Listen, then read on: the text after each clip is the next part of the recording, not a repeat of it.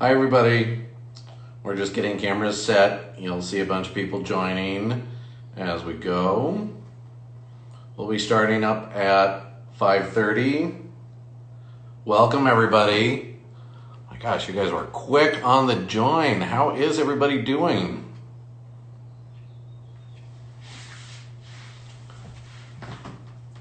Love it. I hope everybody is doing well.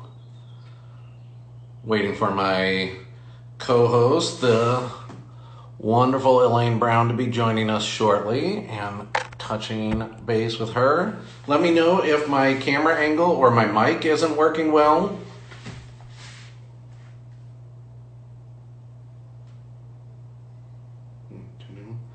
Valerie, good to see you.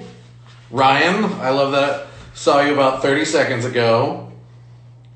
Valerie, I can help you with being out of Chardonnay. We just have to figure out how to connect via phone. You and I have an unbelievable ability to keep a game of phone tag going on for weeks at a time.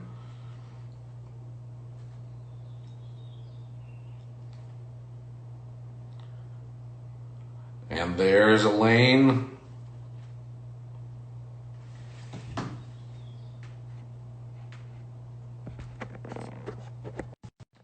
Joining us right now. Hello. Hello. How are you? Cranky. That's funny. Yep. Do you want to expand on that? No, I'm just cranky. That's fair. I think that's kind of fair for all of us. Yep. That's why I'm being real about it. I'm just going ahead and admitting it. While we're waiting for 5:30 and we're getting set, I had an entire setup outside, and then the wind here. It's too windy. I know. And I was like, okay, so I'm in those already who have joined us, y'all hear this again, but I'm in the corner of the foyer at the house. It's like Oh the yeah, only no, place where yeah. the windows aren't rattling, even Oh in my the God, living room. that's crazy. Yeah, So, I was gonna be outside too. That's part of what instigated the cranky was I already did a webinar this morning and then had to do a pre-Zoom and a post-Zoom. And then I had like 2 hours of phone calls. And so I was really ready to just like be outside and get, but no, you wouldn't be able to hear me. So anyway, you get overexposed Elaine instead in both literal and figurative. See, like lighting, and I'm online constantly, so I'm overexposed. I tried a shot in the living room so that we could get some vineyards or something, and I was either completely backlit and a Yeah. silhouette, or like a white silhouette, or it caught the light from outside, and I was totally impossible to see. So, hey, Yeah. it's pandemic. We're working with what we got. We're working it. I love it. Okay. For SHB staff that are on the line, how's my audio? How's Elaine's? Everything looking good?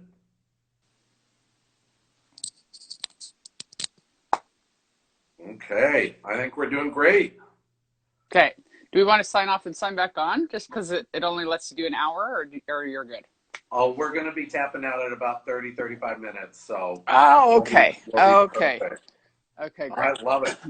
And hey, it's a few seconds to 5:30. I see no problem with us starting a few seconds early. And by the time I finish this sentence, if I drag it on long enough, it'll be 5:30. There we go. As always, it's good to see you. Good to see you too. Cheers. Cheers. Everybody, cheers to you on the stream with us. For those who haven't met me, I'm Galen Drace. I'm the Consumer Sales Manager here at Stony Hill. And my delightful co-host is my friend, Elaine Brown. You know how I'm going to cut You know how in like half the videos you watch, people are like, and this is my good friend, blah, blah, blah. And you're like, those people aren't friends. No, we're actually friends. We've known each Yeah, other we're for actually friends. years. I, It's got to I, be 6 years, probably 8, 7 years. Not 20, 8, but 6. 2013. Was it 13? It's 2013. Oh, God. Anyway, Okay. my So, delightful yeah. co-host is Elaine Brown from Hawk Walk Walk Wine Reviews. Thank you so much for joining. How are you? You said cranky. Me too. Yeah, I'm fine, though. I mean, yeah, I mean, we have everything we need, you know, and that's, I just think that's what it comes down to right now. So And where are you right now? I'm in my bedroom, Which is in my house. See, this is what happens. If I'm cranky, I get really wry. I get very wry. I don't get bitchy.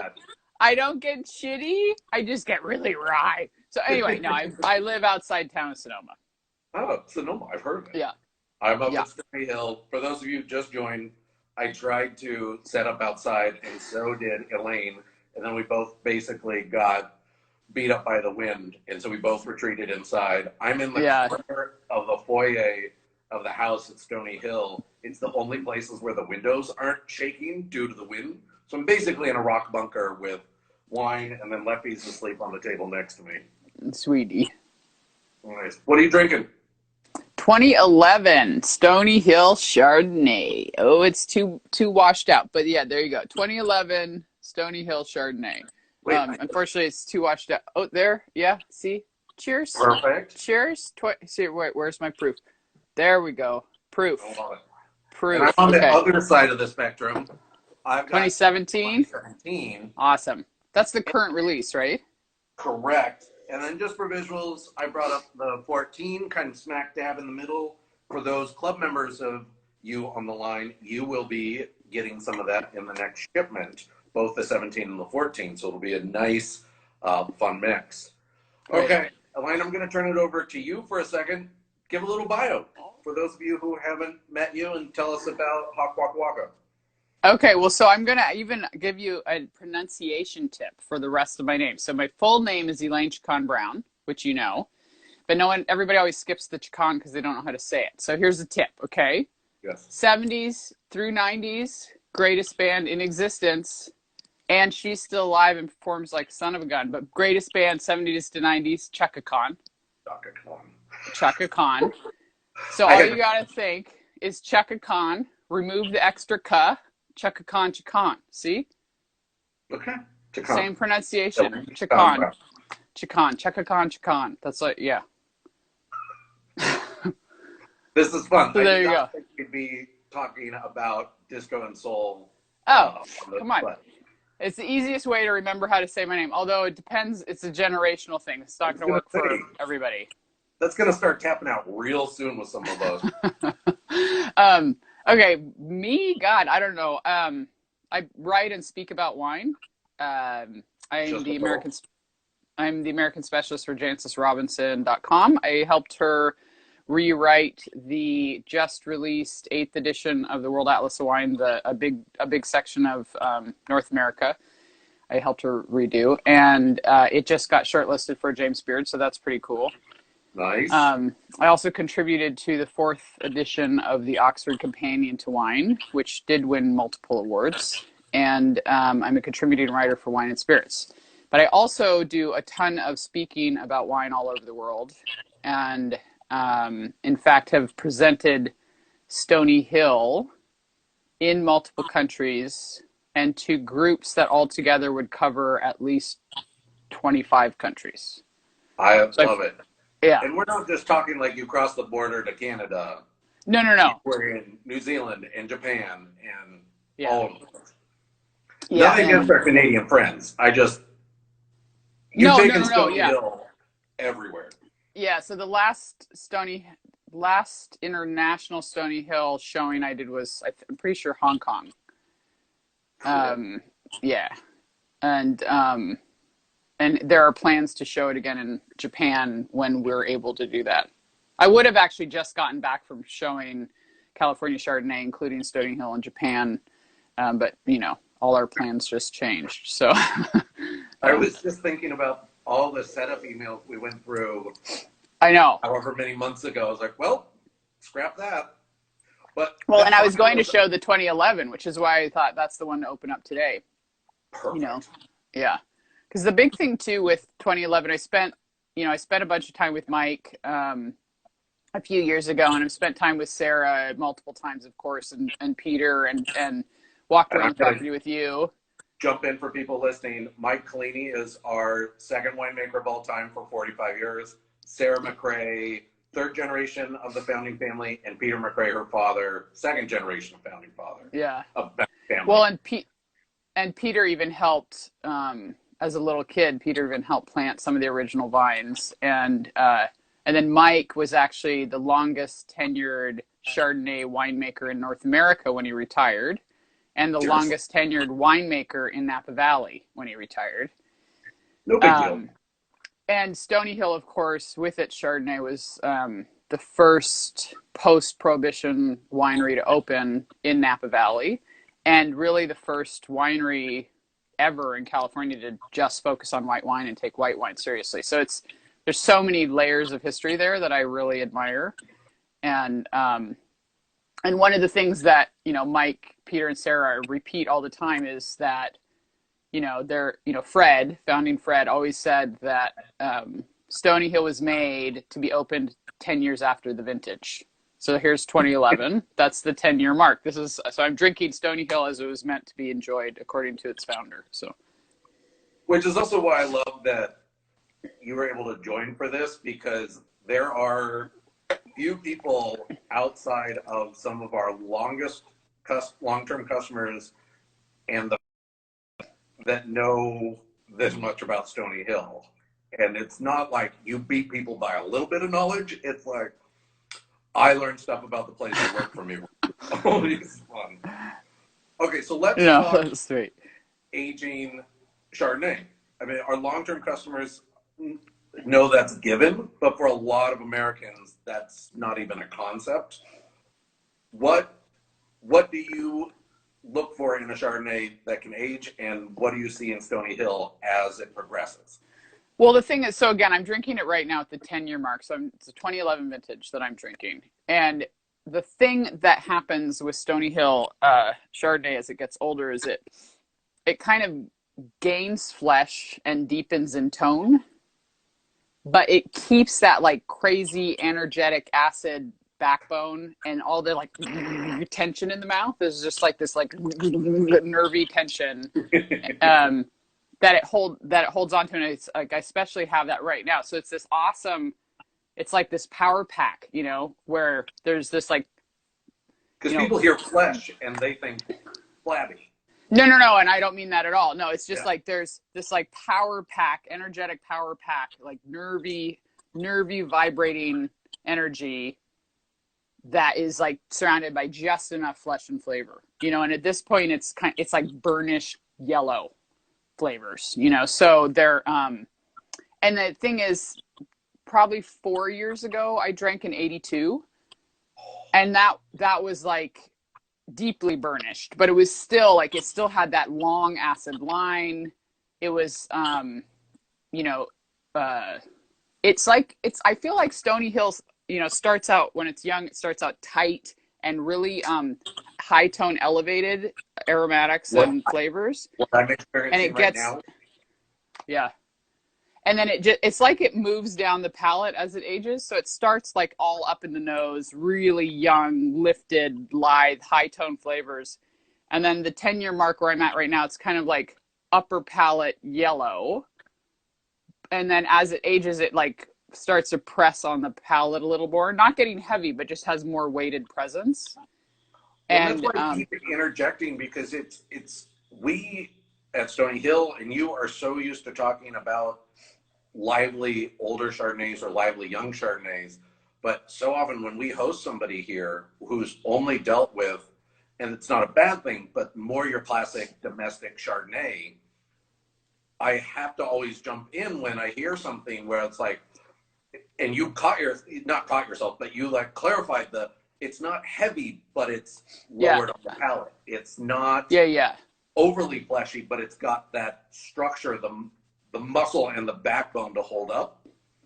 And it's not butter braised.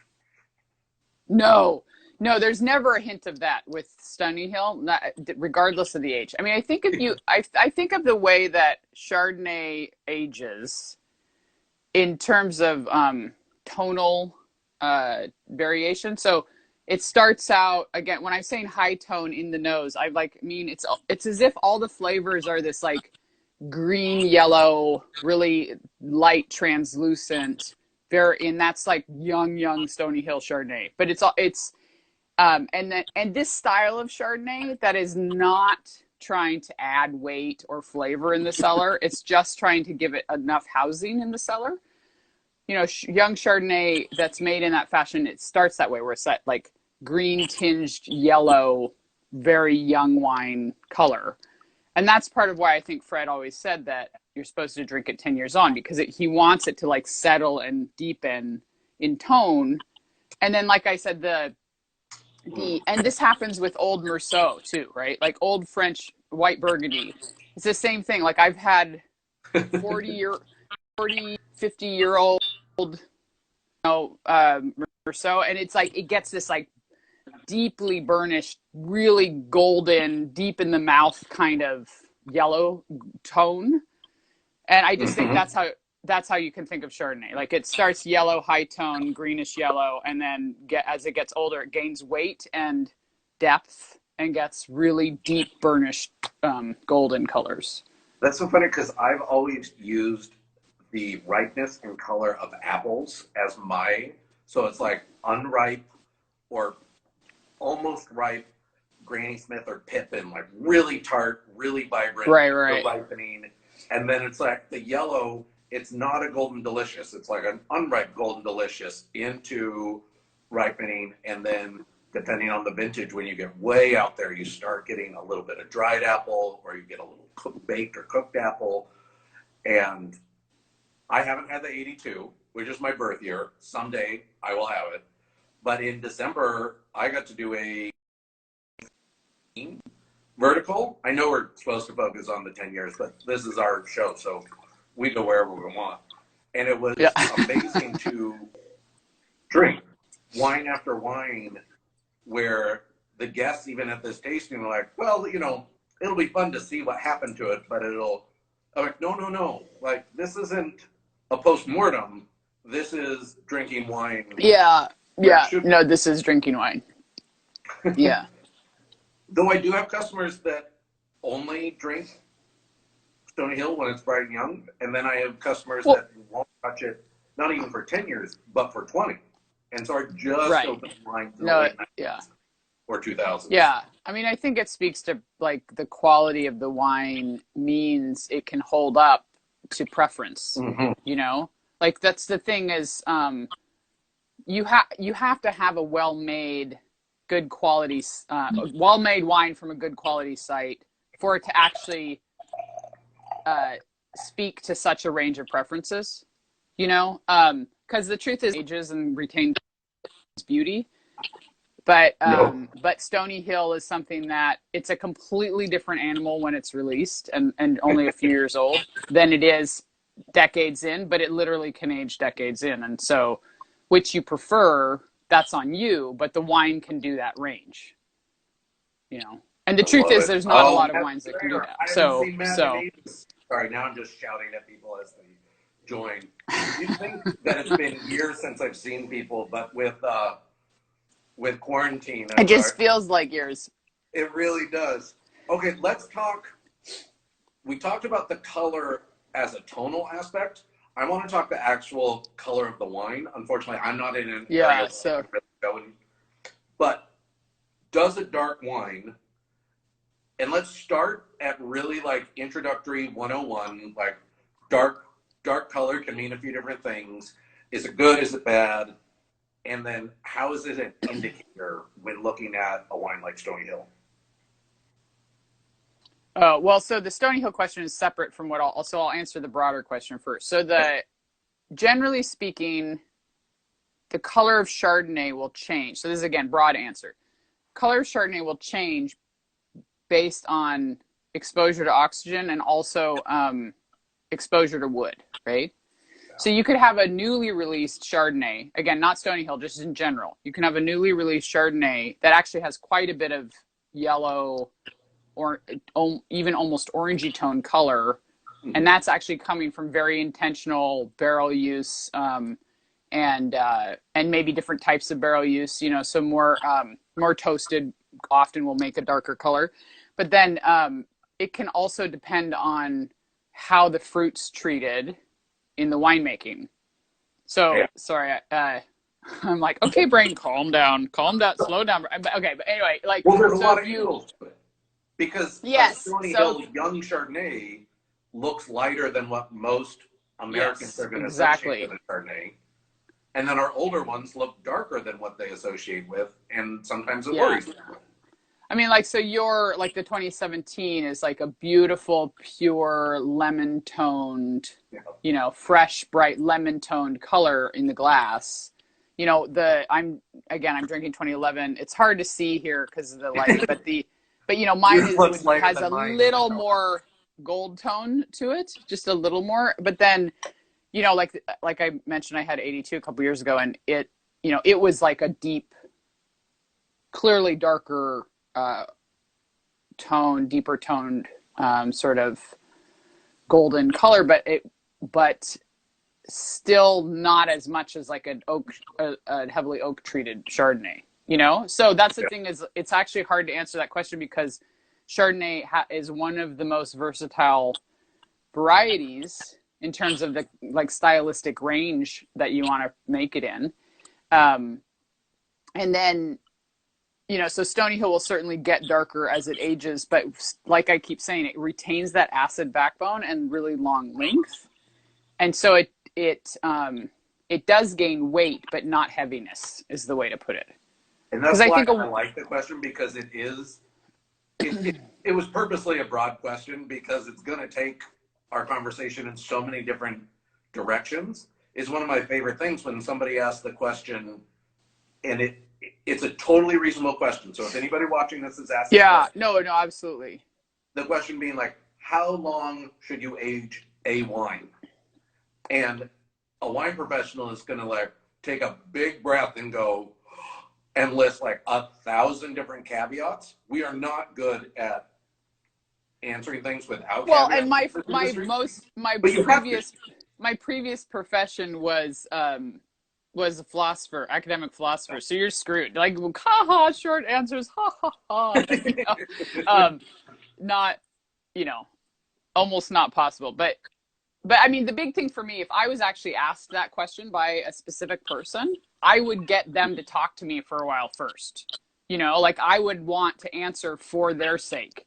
Yes. You know, and so if they're like, how long should I age a wine? Well, then I would be like, oh, well, talk to me about what kind of foods do you like? What are some of your favorite wines that you recall having? You know, I try to get a sense of their taste, and then based on that, or adapting your answer to the person so it actually applies to them instead of just general broad based.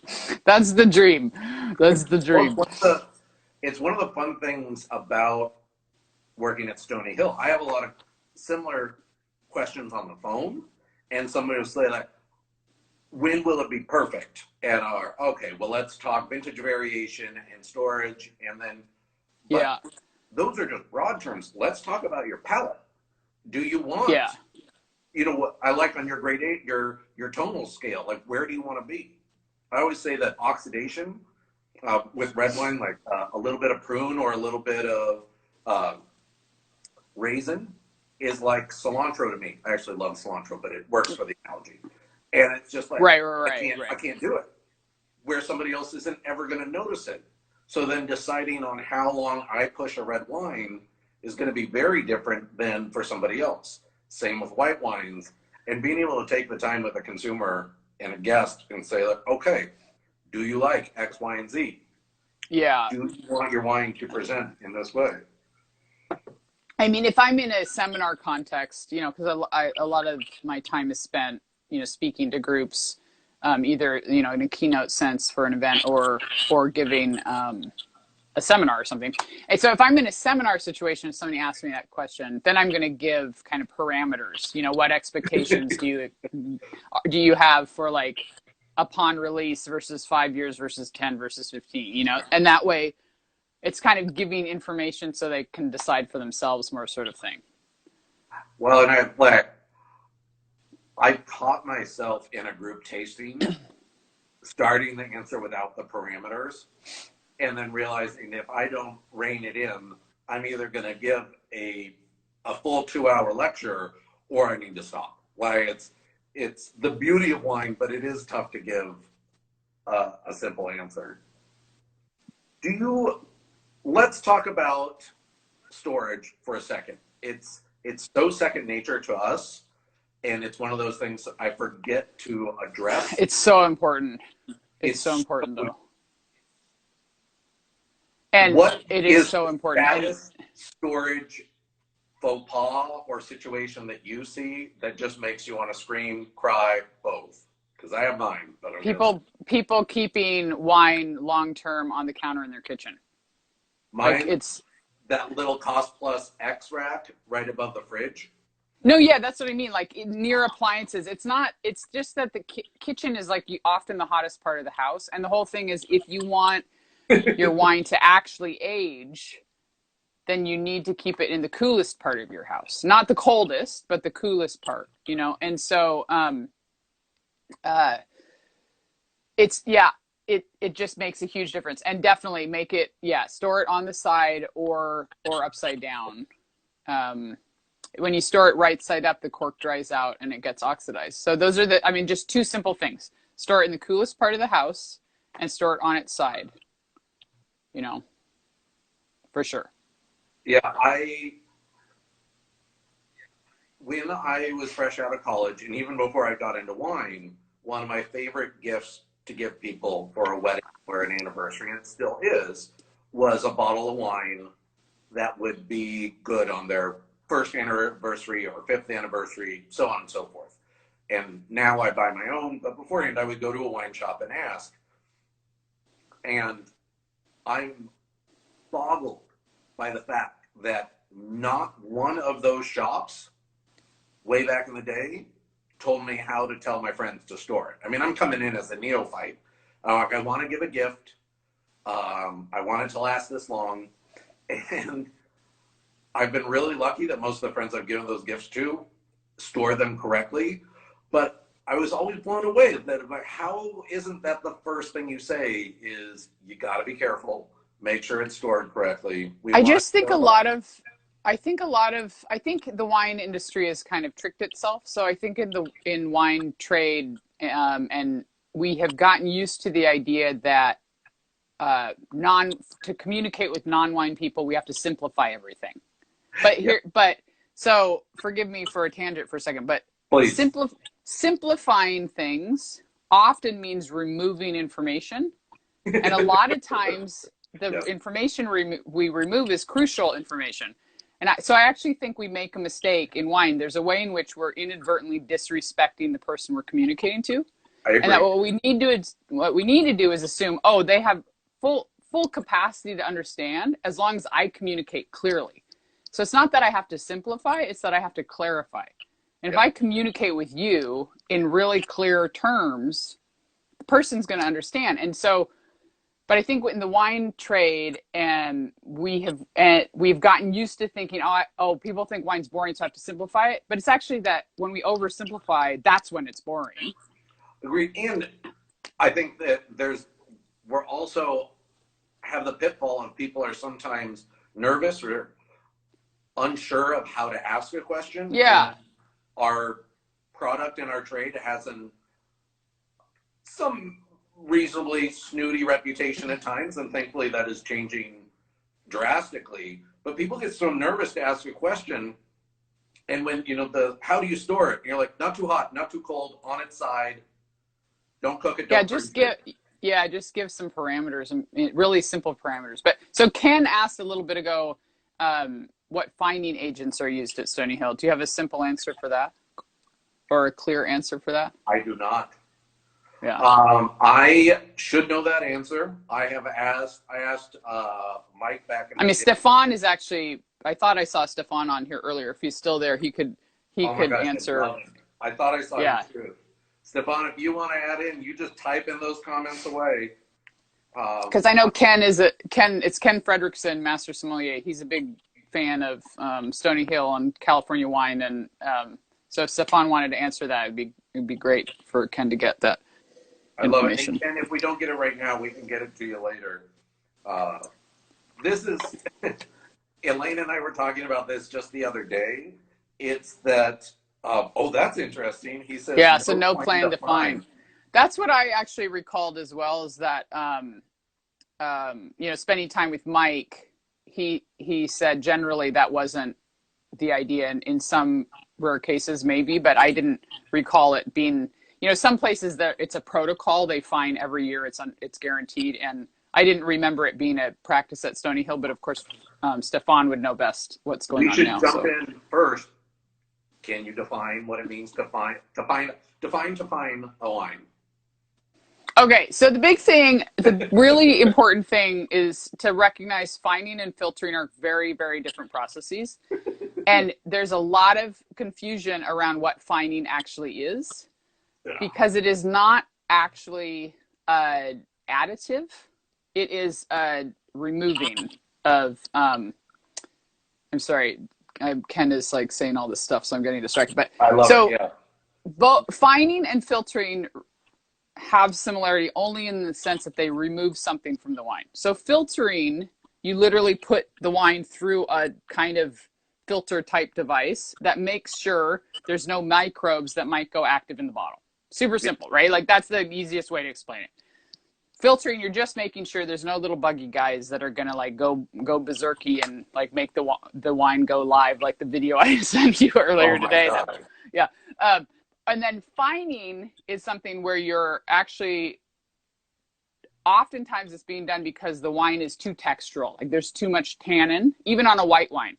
Depending on how you handle the early winemaking process, you can end up with all this texture that might not be pleasing on the palate.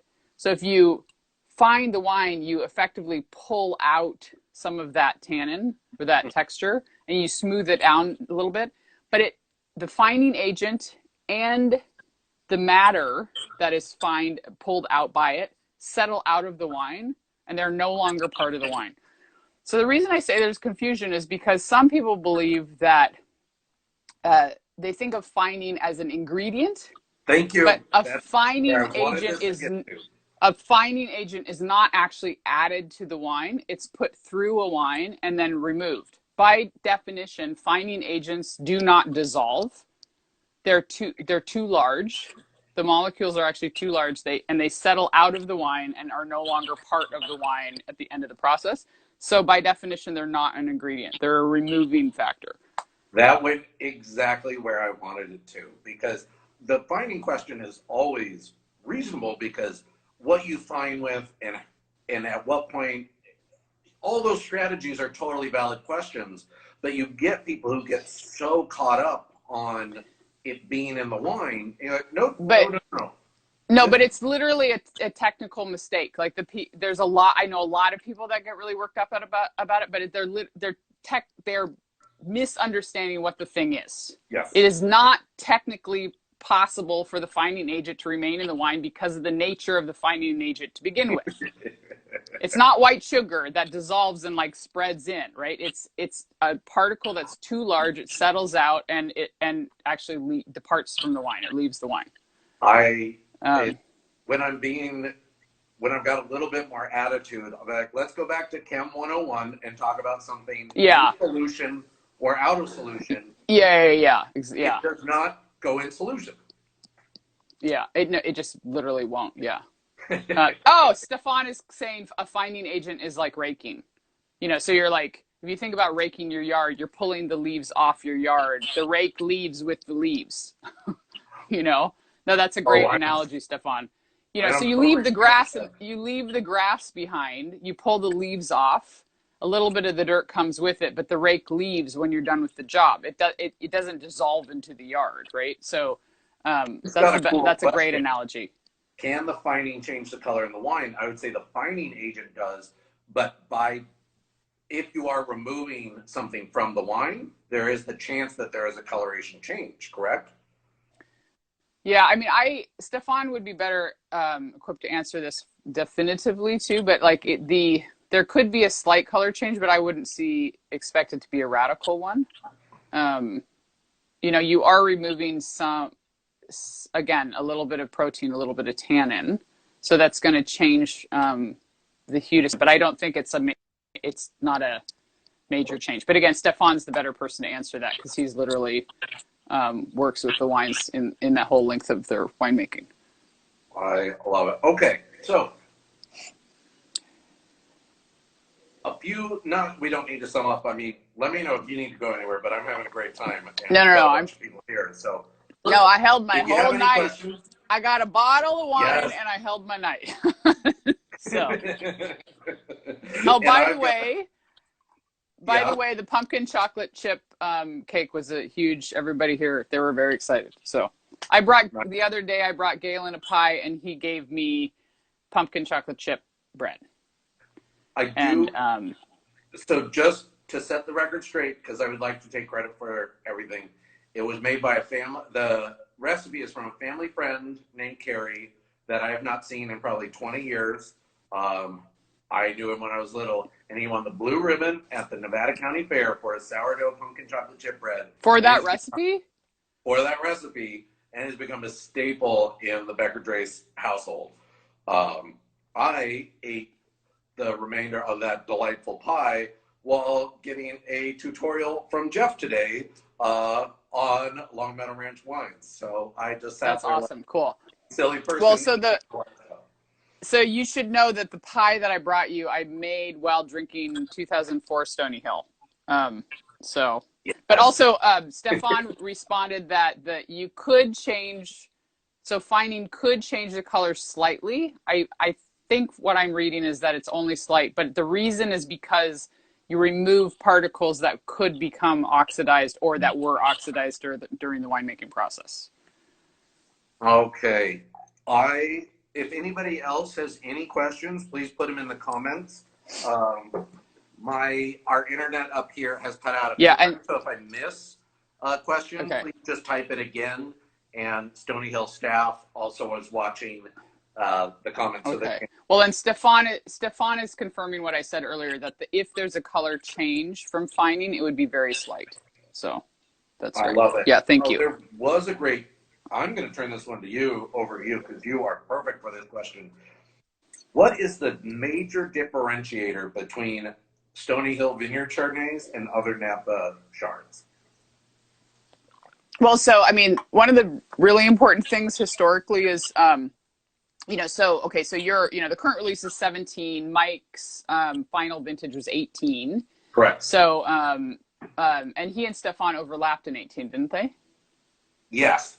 Yes. So Mike finished after the 18 vintage, but he and Stefan worked together that year, and then Stefan's first full vintage is 19. So, I mean, Stefan, we got to taste through wines and stuff when we have the chance again. But one of the things I really admire and appreciate about Stefan as a winemaker is, like, when I found out he would be the person that would take over making Stony Hill, I was like relieved, because Stony Hill, the truth is Stony Hill is iconic. And so when a house like Stony Hill changes hands, there's naturally a worry. What's it going to mean? What's going to happen?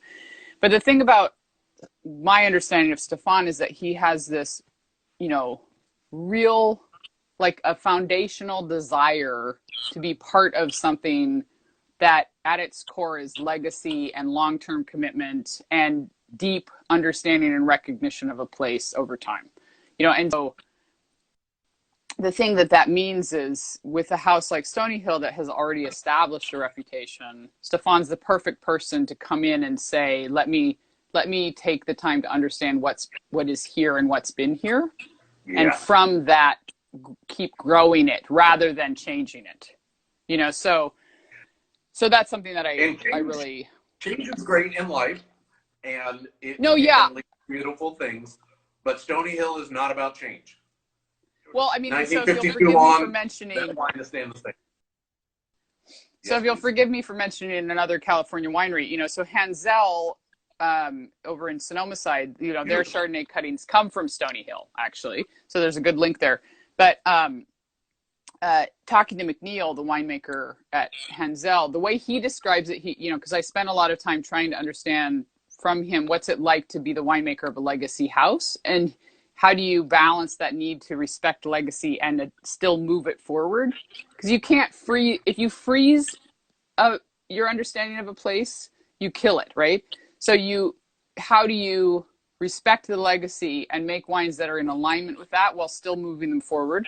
And he said that for him, he thinks of it like a tanker on the open sea. It's very slight, very slight, very slight corrections. You know, it's a large, you know, legacy's like the large ship. You have to move it in small increments. You don't flip it like a speedboat, you know? So, and somebody just in one of the comments said, "Old world mentality, place, not winemaker." Oh, our play. Yeah, place. no, exactly. You don't want the winemaker change to show up. Yeah. That means you failed, right? Yeah. I So, heard okay. Stefan say that. So I think though that this is the more esoteric part of the answer, but like what differentiates Stony Hill from other Napa Chardonnays? Well, one of the things is that commitment to legacy. You know, Mike was there 45 years. He was taught how to make the wine by Fred McRae, who founded it, and he just kept making it the same way. Yes. And if you'd ask him about it, he'd say, "This is what Fred taught me." Because for Mike, that was the point. Yes. You know, it's like, it's the McRae's place. I'll make it you know, so that commitment to like really, that it's like Stony Hill's a stalwart. They stick to it, you know, it sticks to it. And they just keep doing what they do. And that there's something really admirable about that. It's rare in the world. It is. And so thereby it's also rare in Napa. Yeah. In terms of actual style and technique, you know, Stony Hill has an interesting place and an interesting sort of tension in that it's from Spring Mountain District, so relatively north in Napa Valley, relatively warm, not hot, I don't think, but relatively warm, but in the mountains, which cools it and changes the ripening arc. But then part of maintaining freshness then is keeping the malic acid, which creates some of that malic nerve. I think of how malic, people often ask me to explain malic versus lactic acid, you know. So if you go through ML, it means you're converting from malic to lactic acid. And the common comparison is malic acid malic lactic conversion. Yeah. So, or fermentation. So the people will often say, "Oh, malic acid tastes like green apples. Lactic acid tastes like yogurt."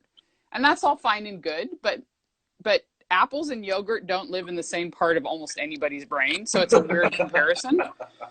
So what I like to say is like, okay, keep that in mind. Malic acid tastes like green apples. Lactic acid tastes like yogurt. But really the way for me to make sense of it is that malic acid feels like lightly running a fork over your tongue. It's a little prickly. Okay. It doesn't cover your whole tongue. It's like over your tongue. Lactic acid feels like lightly running a spoon over your tongue. It's smooth. That's so funny. I've always said like a sprightly dance, like the acid just dances, tiptoes across your tongue. I like the fork one. That's really great. Yeah, well, it's just a way of, because like forks and spoons do live in the same part of a person's head, right? So if you compare them side by side, the concept makes sense. Like malic acid is a little bit prickly like a fork, and lactic acid is really smooth like a spoon. So, so Stony Hill has that like sort of like jumpy, nervy energy from the malic acid, and a lot of Napa Chardonnay, especially, you know, since the late. Sorry, I'm trying not to go too deep hard on history, but there's been a long-standing trend with Napa Valley Chardonnay to focus on the deeper tones and the bigger, fuller, rounder body. And Stony Hill is like, no, we want our wine to be upright. We want it to be energetic. It's going to be like nervy and dancey, as it ages, it'll spread a little bit, but it still has that like, bing, bing, bing, you know, snappy sort of element to it. And part of that's the malic acid, and some of it, a lot of it is also the not relying on new oak, but old wood instead. Okay, let's change veins a little bit. I want to talk about you've got the 11, and we're going to maybe set the precursor for the next 10 years.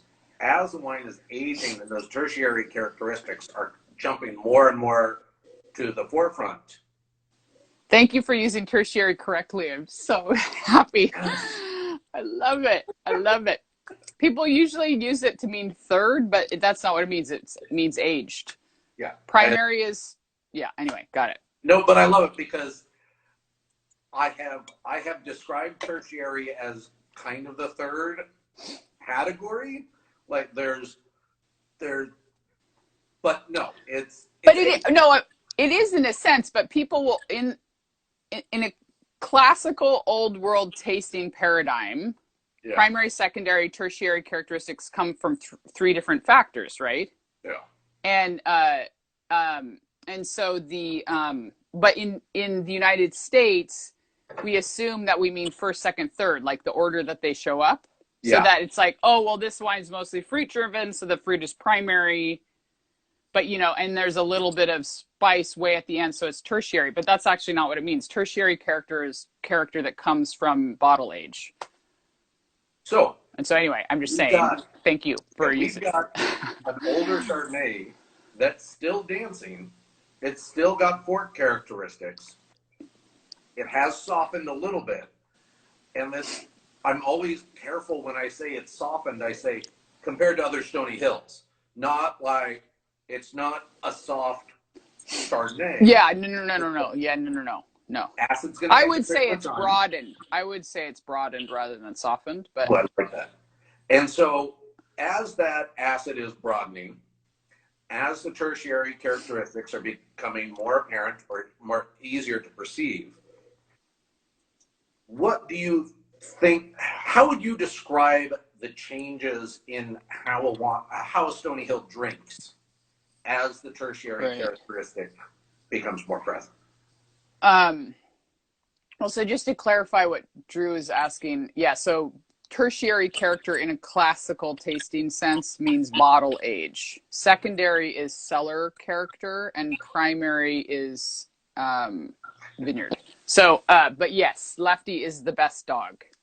Lefty, I love you, you're best dog. But okay, so how would I say the character of Stony Hill ages? Is that what you're asking? Yeah, well, let's answer that.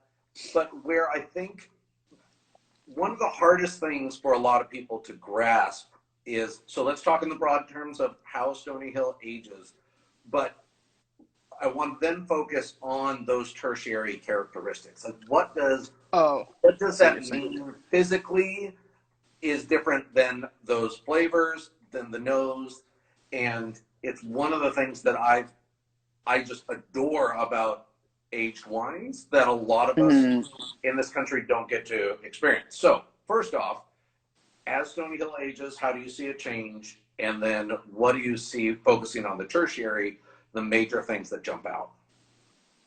I feel like when Stony Hill first comes out, when Stony Hill Chardonnay is first released, it's like 3 years old. 3 years old when it's first released. So 2017's current release. And so think of it in relation to the, this is a little weird, but in relation to the human body. When it first comes out, it's all spine. It's all spine. It's got that acid snappy. It's all backbone. It's snappy spine. And there's definitely flavors there, but they're like all kind of ephemeral and light and high tone, like in the nose, like I say. But as it ages, by 10 years now, it's like, shoulders are coming in, and then to be like really visceral about it, like 25 years, you've got some hips and ass too, So, and it doesn't, and I don't mean giant. I just mean it's like, okay, you've got the shoulders, and then you've got the full form. Okay. You've got the full form, and so. So if you think just in terms of describing forms conversation, by 25 years, you have the full form. You still have that spine, but you've got shoulders and you've got hips too. There's some breadth there. Again, that doesn't mean heavy. It doesn't mean excessive. It means fully formed, because again, Stony Hill was designed as a wine. Intellectually, one of the things that's intriguing to me about Stony Hill is that it's Chardonnay. We think of Chardonnay as a Burgundian variety. Yes. But there's a sense in which it's almost made with a Bordeaux mindset, in that Bordeaux was, classically speaking, was designed to be all about bottle bouquet. It was meant to have tertiary character and develop over time. And so there's this funny sort of mutual inspiration. Obviously, everybody expected Burgundy to age, but there's this funny, multi-regional influence in the wine almost. It's a Burgundian variety with an interest in bottle bouquet, and so it comes into full form with time and bottle. It gains its shoulders and hips with time and bottle. In terms of literal flavors, I feel like when Stony Hill comes out, it's, again, I keep thinking like green tinged yellow notes. There's like sometimes a little fennel almost. Like these, really, I mean, you're there drinking it. You should describe it. It's like that high tone green, like fennel and herbs and. Let me change the question then a little bit.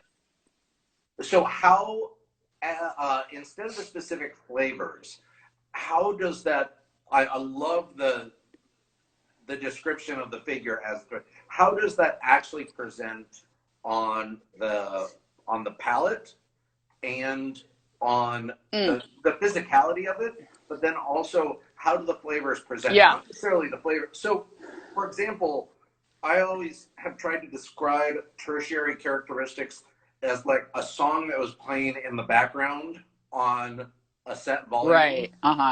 The primary and secondary were on a speaker, much louder volume.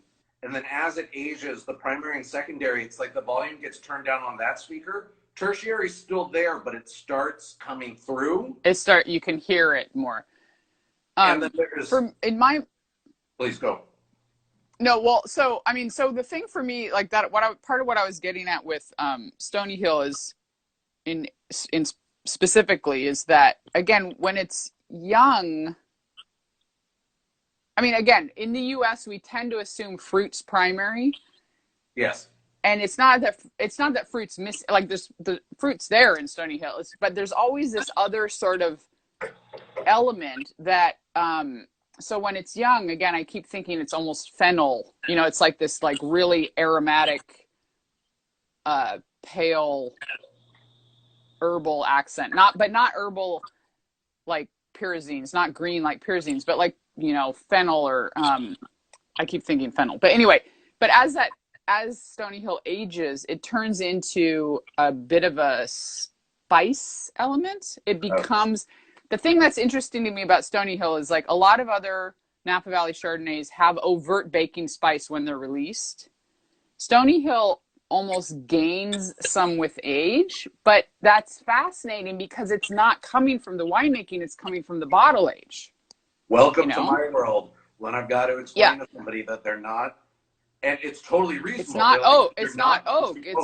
It's age. It's not oak. It's age. I get calls from people and they're like, so I had one of your older vintages. They usually had it in a restaurant, and they're like, I love that subtle oak characteristic, and I'm just like, I know what you're saying, and in the grand scheme of things, you're not wrong, except in this case you are, but it's totally understandable. It's the spice, and that's the varietal has the complexity. It's why of course I won't name any wineries, but not to bash the wineries that just are so heavy-handed with the varietal, but when ours starts so lean and so almost racing and zippy, and then over time gets to express itself and grow, and you see that varietal complexity, and that's the grape in the vineyard. Yeah, no, well, and Pascaline is actually raising an interesting comparison. So she's asking, you know, do we mean something like Hunter Valley Semillon? So the thing about that there was another element of aging with Stony Hill that I wanted to bring up here, and it actually relates to what I see that does happen with Hunter Semillon. So, and I think that I agree with her in the comparison in that Hunter Semillon does a similar thing where it's like, I think of okay, this is, forgive me for my quirky tasting tendencies, but Hunter Semillon shows up all white in my head. You know, Stony Hill is always like tones of yellow, you know, so it's like slightly green tinged yellow, very light green tinged lemony yellow when it's young. Hunter Valley Semillon is like this, you know, ethereal. I color. Okay, just checking. I mean, I knew the answer to that.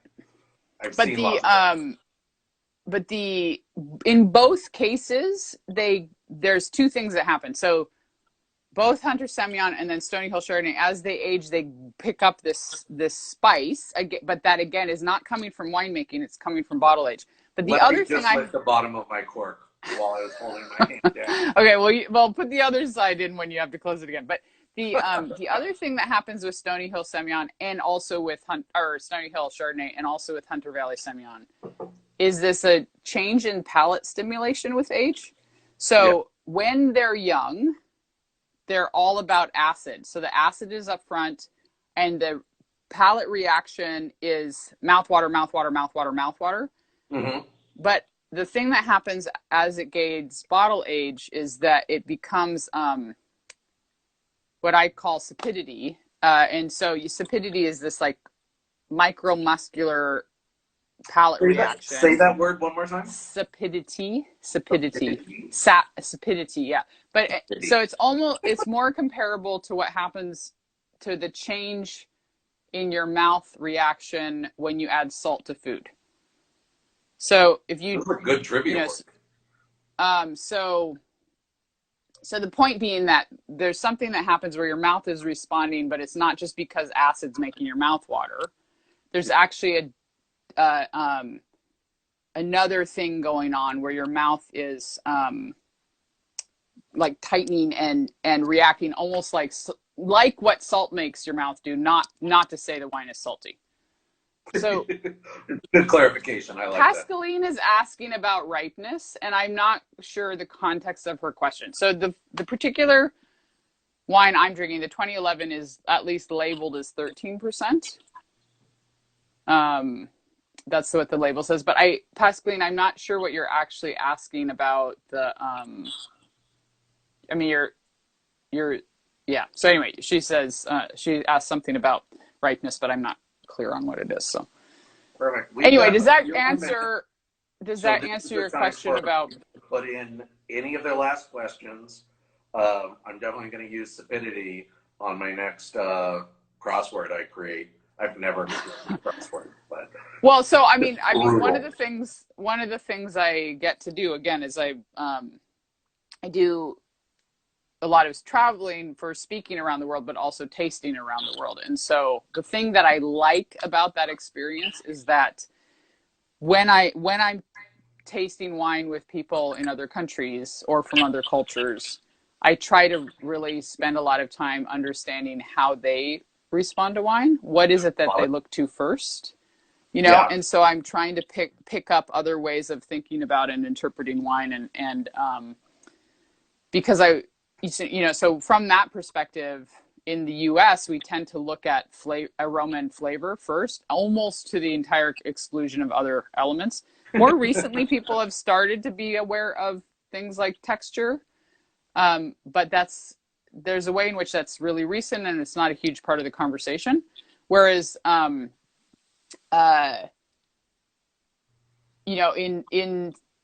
some parts of Europe, texture is the first thing people are looking for.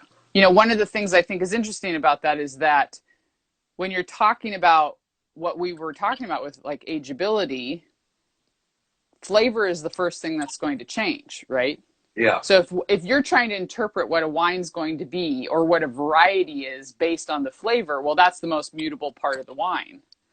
Whereas, like texture and harmony of a wine, of the elements of a wine, those are the things that last.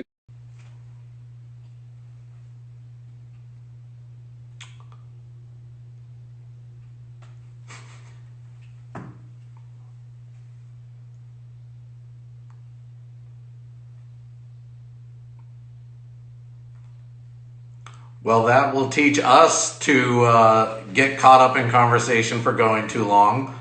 That is hilarious. Our half an hour session turned into an hour, and the next thing you know, Instagram has cut us off. I did want to say goodbye to everybody. Let me see if I can get Elaine back.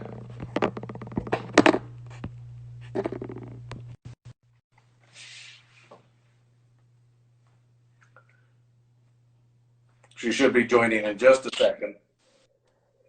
I tried to warn you. I do. No, I was just. I did. First thing I did. First I said I'm cranky. Then I said you need to plan ahead because we're going to go more than an hour. And I was like, don't worry about it. These are like 30-minute sessions. Nah, yeah, come happen. on. Yeah. Anyway, but no, thank you for having me. It was a lot of fun. And, we got to talk about all kinds of stuff. And hopefully it contributed some version of what you were hoping to talk about at least. So, I mean, I had an hour of delightful time while Lefty changed position on either the table or my lap multiple times. This has been a delight. For all of those of you who are rejoining, Elaine was totally right that I should have planned ahead for the hour mark. I thought, nope, this is a half an hour discussion. And then next thing you know, tangents are going. I haven't looked at the clock and my phone just cuts out. Well, the thing about Instagram Live is you actually can't see the time. It blocks out your clock. So there's no way to know. There's no way to know. Except in my defense, I mean, not in my defense. Yeah, you had another device there that did tell you the time. And you just kept looking. Yeah. Yeah, I should have known, but it was. So what are you going to do? So everybody, this has been a blast. I will plan better. And Elaine, as always, this doesn't just apply to timing. I should listen to you more. That's I think the biggest takeaway from this. I'm not worried about that. I'm really glad to see you.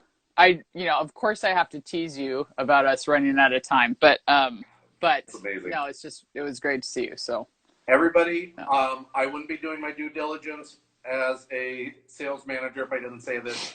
If you need any wine, give us a call. The numbers can be found on the interwebs. Just talk to your friend, google.com or stonyhillvineyard.com.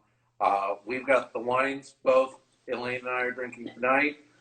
We've got a bunch of other stuff available. Club members, if you have any questions about your upcoming shipment, reach out. If you want to be a club member, give me a call because I'm always happy to sign up.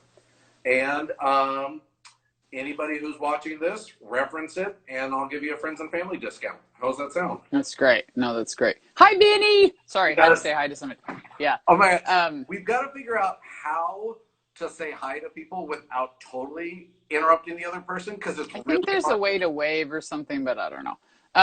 The thing I'll say is we spent this conversation talking about Chardonnay, but the truth is like I said a little over an hour ago. Bring it back. Bring it back. Stony Hill launched as a fully only white wine house, and now you're also making lovely, a couple of lovely reds. But the thing is, Stony Hill launched as a fully white wine house. It speaks to a different moment in history. Yep. And it speaks to something that's, I think, really fascinating. Just that idea of founding a winery on a commitment to white wine and the belief that white wine is worth taking seriously because it's freaking good, And so even though you have, 15 years ago or so added, a red or two, there's a way in which Stony Hill at its heart is still a white wine house. It just also makes a couple red wines. And it's not to discount the red wines. It's just no. Heart, we're a white wine house. Well, because the reason I focus on that for a minute is just because the last 20 some years of wine in the New World has almost entirely favored red wine. I And used to only drink red wine. I thought that's all I liked. yeah. But what had I been poured?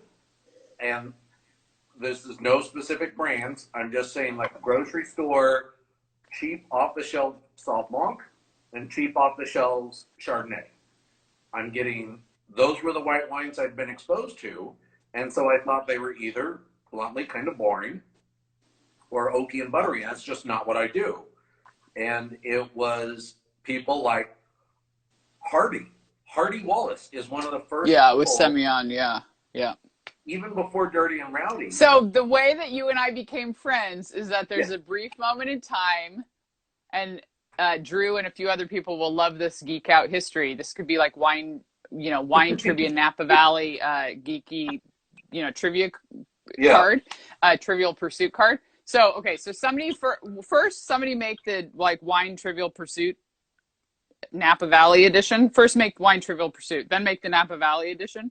And then the really obscure knowledge geek out history is that there's a brief moment in time where Galen, Hardy Wallace, and myself all worked at Coruscant. We three worked together at Coruscant. And very Liz, briefly, but yes, we did. Well, she was also working on the Wine Bible. Oh my God, that's right. No, of course she was. Yeah. No, yeah, no, you're totally right. Yeah.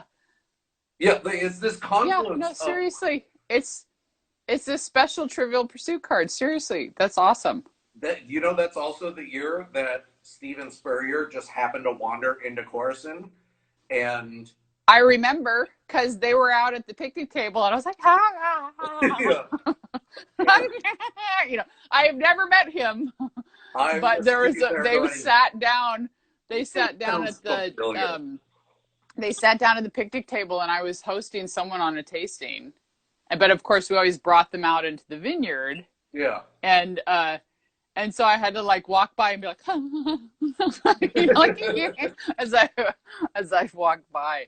Was that the first time she'd met him though? I don't. So he came back. Oh my gosh, why is my memory so bad? I think I met him at a CIA event. And yeah, no, I'm sure. It was like, I'm working at Coruscant, and he then just drops by. Because you don't expect somebody. I mean, you gotta shoot your shot, but it's like you hand the business card and you're like, "You should come in." And he's like, "Yeah, of course." But Kathy's star was burning so bright at that point, it was enough of a draw. And so the next thing, I'm trying to remember exactly, but I think I'm walking back to the office, being like, "So, Steven Spurrier's here." Those who don't know, he's just a small figure in the wine world, not I actually such a small figure in the wine world that I forget that it's possible anybody wouldn't know. But yeah, no, you're right. So yeah, just happened to organize the 1976 Paris tasting. Had one of the world's influential wine shops in Paris in the 70s and 80s. Small deal. Small deal. No big deal. Yeah. I love where this went. But it was Hardy he poured me a Donnellan Chardonnay, and it was first restrained Chardonnay. When Tyler Thomas was the winemaker at the time. Yeah, and Tyler Thomas now is Deerberg down in Santa Barbara County, still making good Chardonnay. Yeah. I hadn't had Stony Hill, so that's how I met Sarah McRae. Sarah was a club member of Coruscant, and then she and I started. Oh, okay. Yeah. So and that's how I got onto Stony Hill. But early on, it was Kathy's Gewürztraminer, also Stony Hill Gewürztraminer, but we're currently sold out. But this is what I was getting at earlier, is that we need to note that those are two of the best Gewürztraminers in, I'm going to say, in a New World context, because they're both beautifully restrained, actually have decent acid. The risks of Gewürztraminer are complete absence of acid. And and then like heavy spice, cloying belly of a wine. But both of those, Why Corson not and take Stony the Hill. risk when there's such a giant market for it too? But both Stony Hill and Corson, they make Gewürztraminer that retains enough acidity, still has the spice element, but in a much lighter form. Really lovely. Well, that's what I love is pouring somebody an aged Stony Hill Gewürz or an aged Corson Gewürz. Yeah. And early on, the spice is fairly mellow. And then as it ages, kind of like that speaker, those tertiary characteristics start shining through, but the acid. But that's what I was saying. The same thing I was saying about the Chardonnay, the Stony Hill Chardonnay, where it's spice from age, not from cellar. Yes. You know? Yeah. I love it. Okay.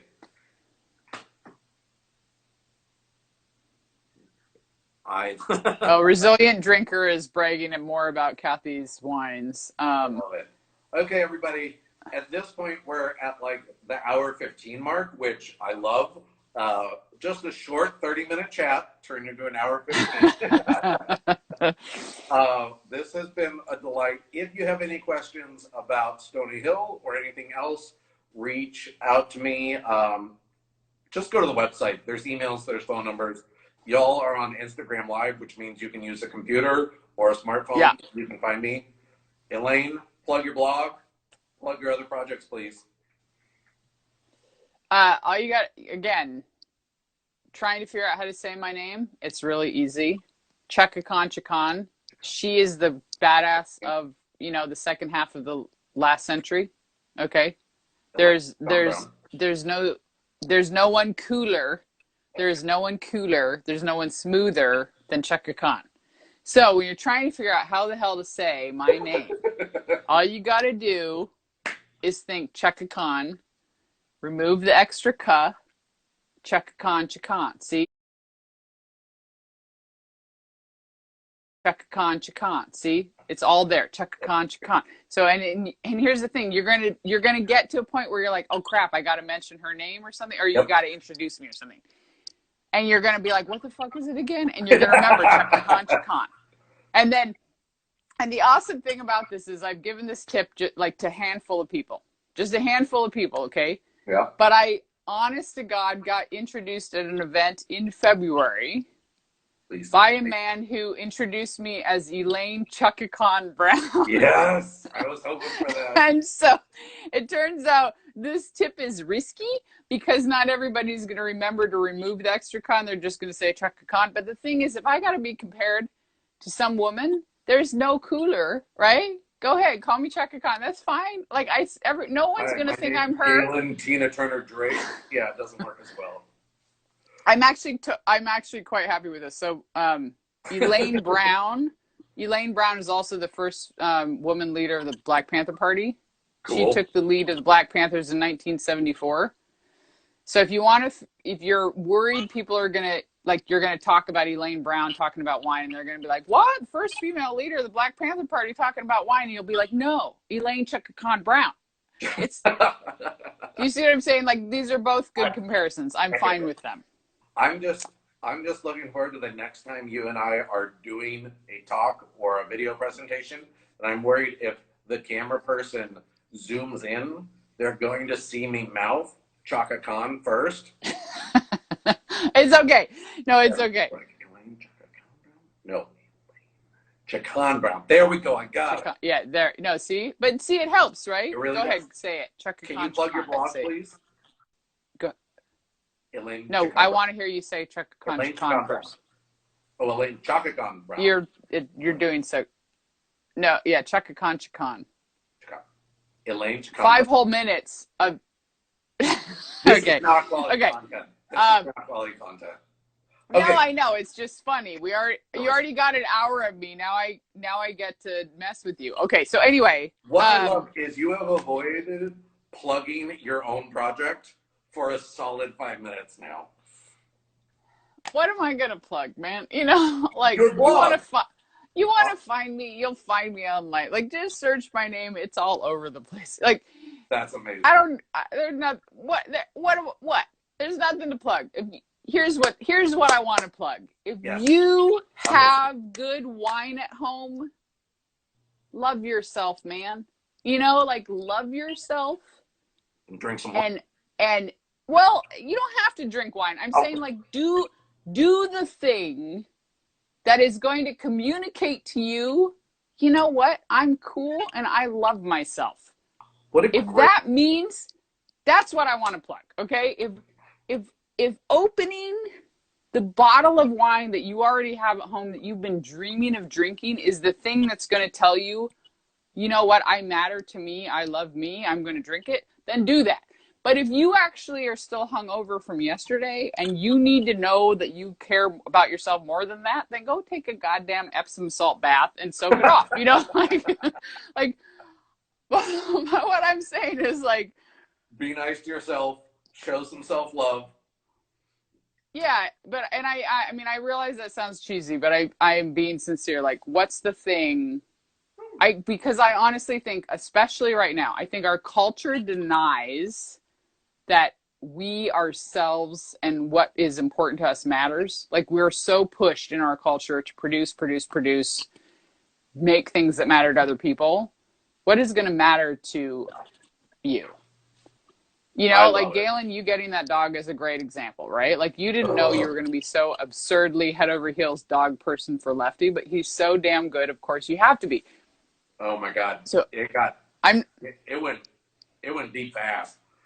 No, it's great though, because that you did the thing that was right for you. So right now, more than ever, the most important thing, what's going to tell you yourself tonight that you matter to you? Go take care of yourself in a way that means something to you. That's what I want to plug. Chow mein, rewatching episodes of Community, and then I just started reading Harry Potter because I've never read it, and I've got a rocking chair in front of my bar with rocking chairs are good, and I have the entire LP collection from Stony Hill. Well, Linda gave me all classical music. Oh my God, amazing. Yeah. Pressings from the 40s, 50s, and 60s. And then I may or may not go on YouTube and put on one of those fireplace ones. I found one where it's a campfire next to a river. And so I do that while reading. And that is what's going to make me happy. Everybody, be nice to yourselves. Be nice to each other. Honestly, stay safe. Listen to the experts. Pet your dog. Pet your cats. I mean, if you're a hands-on person, pet carefully. Stay home. Wear your mask. Wash your damn hands. Believe experts actually exist and listen to them. Elaine, amen. It is always a pleasure. Cheers. So good. Thank you so much. Thank you so much. Bye, everybody. Love you guys. Thank you.